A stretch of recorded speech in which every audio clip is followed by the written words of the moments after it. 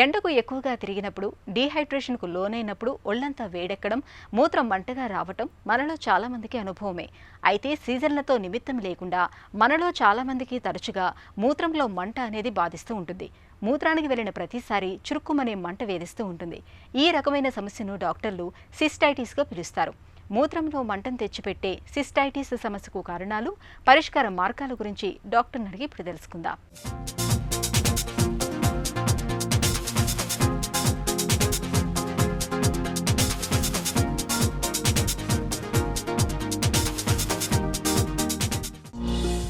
Cystitis అంటే ఏంటి?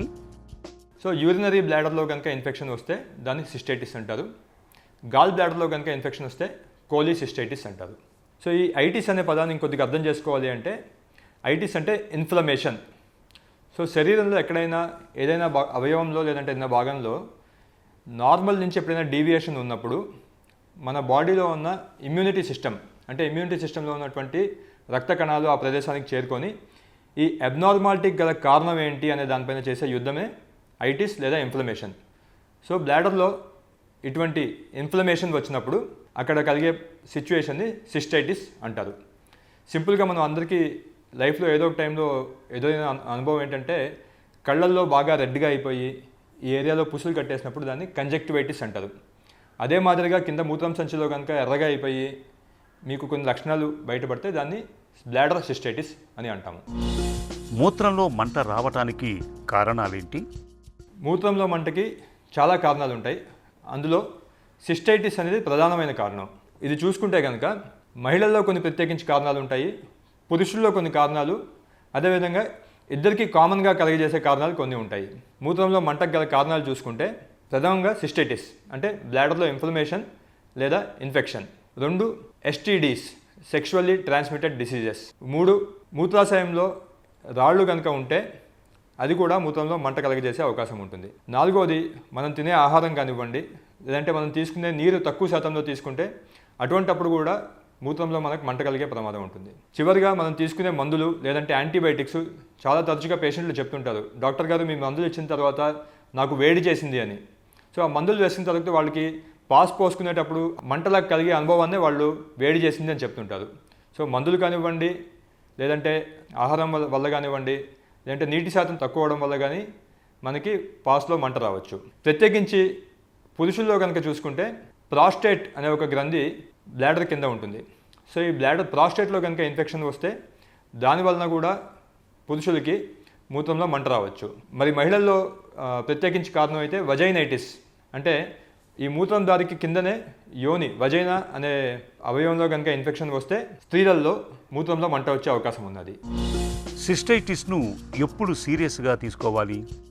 సిస్టైటిస్ని medical terminology రెండింటిగా విభజిస్తాము. 1 అన్కాంప్లికేటెడ్ లేదా సాధారణమైన సిస్టైటిస్, 2 కాంప్లికేటెడ్ సిస్టైటిస్.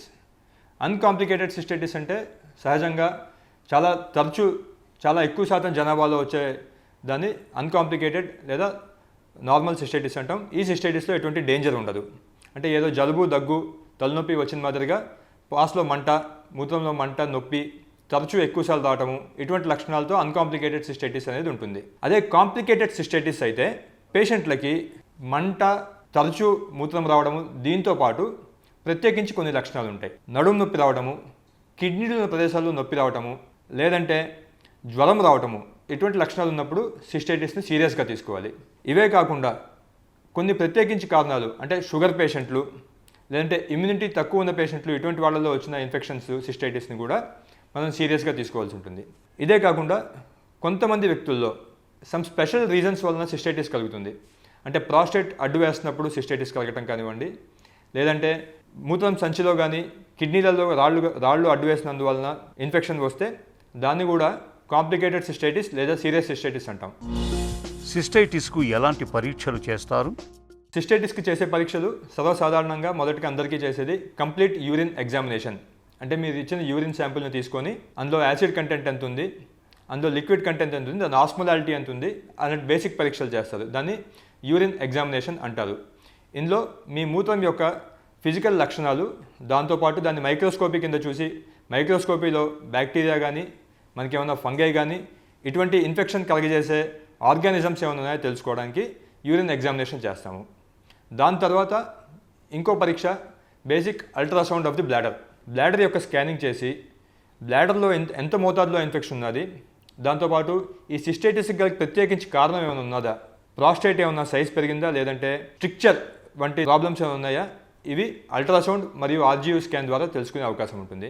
అదే మాదిరిగా యూరిన్ కల్చర్ సెన్సిటివిటీ అనే పరీక్ష, ఏదైతే మీ యూరిన్ శాంపుల్ తీసుకొని ఆ యూరిన్ శాంపుల్లో ఏం బ్యాక్టీరియా ఉన్నది, ఆ బ్యాక్టీరియాకి ఎటువంటి యాంటీబయాటిక్ చాలా చక్కగా తక్కువ మోతాదులో ఇస్తే బెస్ట్ ఎఫెక్ట్ వస్తుందని చెప్పే పరీక్షే యూరిన్ కల్చర్ సెన్సిటివిటీ. సో చేయవలసిన 3 పరీక్షలు యూరిన్ ఎగ్జామినేషన్, అల్ట్రాసౌండ్ స్కాన్ మరియు యూరిన్ కల్చర్ సెన్సిటివిటీ. సిస్టైటిస్కు చికిత్స ఎలా ఉంటుంది? సింపుల్ సిస్టైటిస్కి మీ ఇంటి వద్ద ఫిజిషియన్ లేదా ఎంబీబీఎస్ డాక్టర్ గారు, మహిళల్లో అయితే ఒక 3 రోజులకు సరిపడా యాంటీబయాటిక్స్, చాలా లో డోస్ బేసిక్ యాంటీబయాటిక్స్ ఇస్తే సరిపోతుంది. అదే కాంప్లికేటెడ్ లేదా సీరియస్ సిస్టైటిస్ అయితే మీరు స్పెషలిస్ట్ని కలవాల్సి ఉంటుంది. ఆ సిస్టైటిస్కి గల కారణం ఏమిటి అని కొన్ని పరీక్షల ద్వారా తెలుసుకొని మీకు ఏ యాంటీబయాటిక్ అయితే కరెక్ట్గా సూట్ అవుతుందో ఆ యాంటీబయాటిక్ని మీకు ఇవ్వడం జరుగుతుంది. అదే మాదిరిగా ఈ సిస్టైటిస్కి గల కారణం ఏంటి, పురుషుల్లో అయితే ప్రాస్టేట్ సైజ్ పెరిగినందువల్ల కనుక మీకు సిస్టైటిస్ వస్తుంది అంటే ఆ ప్రాస్టేట్ని మనం కరెక్ట్ చేస్తే మీకు సిస్టైటిస్ తగ్గించడం జరుగుతుంది. అదే మాదిరిగా స్ట్రిక్చర్ వంటి పాస్ దారి మూసుకుపోవడం వంటి ఇబ్బందులు ఏమైనా ఉంటే ఆ స్ట్రిక్చర్ని మనం వెడల్పు చేసి పాస్ మరియు తిరిగి ఇంతకుముందులాగా మూత్రం ఫ్రీగా చేస్తే సిస్టైటిస్ని ట్రీట్మెంట్ చేయవచ్చు.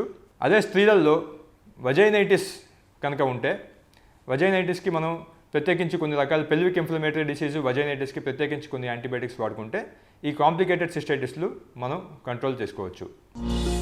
సిస్టైటిస్ను నివారించుకోవచ్చా? మనం ఇందాక అనుకున్నట్టుగా సిస్టైటిస్కి గల కారణాలను కనుక మనం కంట్రోల్ చేయగలిగితే సిస్టైటిస్ని మనం నివారించుకోవచ్చు, మళ్ళీ తిరిగి రాకుండా జాగ్రత్తలు తీసుకోవచ్చు. మొదటిగా డిహైడ్రేషన్ అంటే నీళ్లు సరిగ్గా తాగకపోవడం వల్ల సిస్టైటిస్ వచ్చే అవకాశం ఉంటుంది. సో తగిన మోతాదులో నీళ్లు తీసుకోవాలి. అండ్ రెండోది, చాలామంది ఎంప్లాయీస్ ఈ మధ్యకాలంలో ఆఫీస్లో మూత్రం పోయడానికి ఇబ్బంది పడుతూ మార్నింగ్ నుంచి ఈవినింగ్ దాకా మూత్రం పోయకుండా హోల్డ్ చేసుకుంటూ ఉంటారు. సో బయట పబ్లిక్ టాయిలెట్స్లో మూత్రం పోస్తే వచ్చే ప్రమాదం కన్నా కూడా మీరు పోయకుండా దాన్ని అలాగే సాయంత్రం దాకా ఆపి పెట్టుకుంటూ వచ్చే హాని ఎక్కువ ఉంటుంది. 3, షుగర్ పేషెంట్స్కి రిపీటెడ్గా సిస్టైటిస్ వచ్చే ప్రమాదం ఉంటుంది. కాబట్టి మీరు షుగర్ కంట్రోల్లో పెట్టుకుంటే బ్లాడర్లో వచ్చే ఇన్ఫెక్షన్స్ కూడా తగ్గుతాయి. 4, సేఫ్ సెక్షువల్ ప్రాక్టీసెస్ అంటే కలిసినప్పుడు కండోమ్ వాడటం వలన కూడా యురత్రాలో ఇన్ఫెక్షన్స్ తగ్గించుకొని అదే మాదిరిగా సిస్టైటిస్ని నివారించుకోవచ్చు. 5, స్పెసిఫిక్ రీజన్స్, ప్రాస్టేట్ వంటి కారణాలు ఉంటే వాటిని కూడా కరెక్ట్ చేసుకుంటే సిస్టైటిస్ని నివారించుకోవచ్చు. మూత్రంలో మంటతో బాధపడుతున్నప్పుడు తరచుగా నీళ్లను తాగుతూ ఉండాలి. డీహైడ్రేషన్ బారిన పడకుండా చూసుకోవాలి. డాక్టర్ సలహా మేరకు మధ్యలో మానకుండా యాంటీబయాటిక్ మందులను పూర్తి కోర్సును వాడాలి.